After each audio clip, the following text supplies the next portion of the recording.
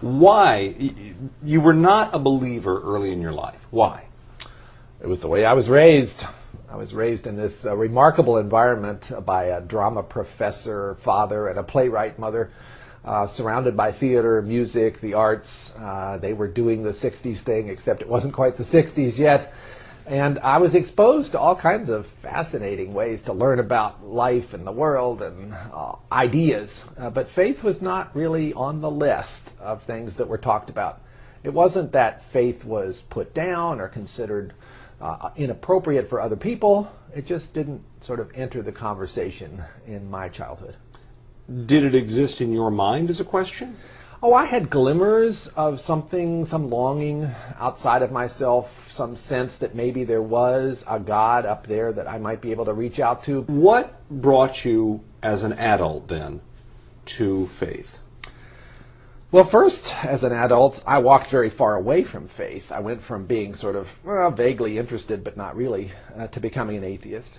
As a scientist studying physical chemistry, quantum mechanics, I became convinced that everything about the universe could be described by equations. So what changed that for you?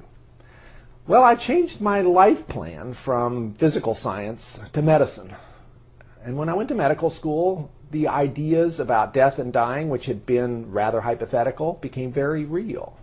You can't be in that environment, sitting at the bedside of people who are facing the end of their lives without having it affect you.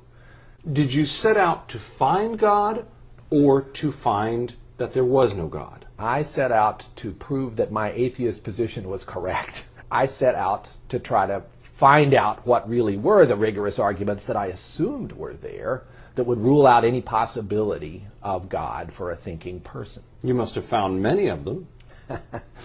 I found some. Many of them were ones I had cooked up in my own mind. But the harder I looked at them, the flimsier they were. All of us human beings have a sense that there is such a thing as right and there's such a thing as wrong. What a curious thing. Where does that come from?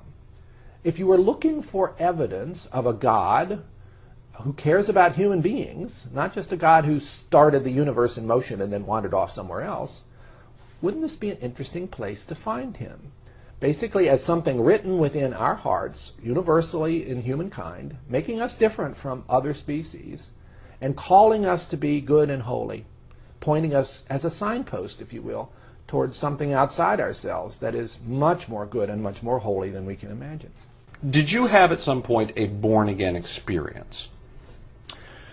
When people talked to me about born again, I didn't know what they were really referring to when I was growing up.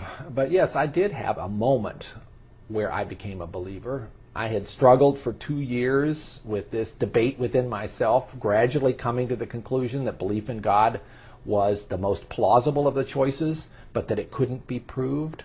And after many months of struggling with whether to make that leap, on a beautiful fall day, hiking in the Northwest with my mind a little more clear than usual because there were not the usual distractions, I felt I could no longer resist. And I became a believer that day in the sunshine, in the shadow of the Cascade Mountains.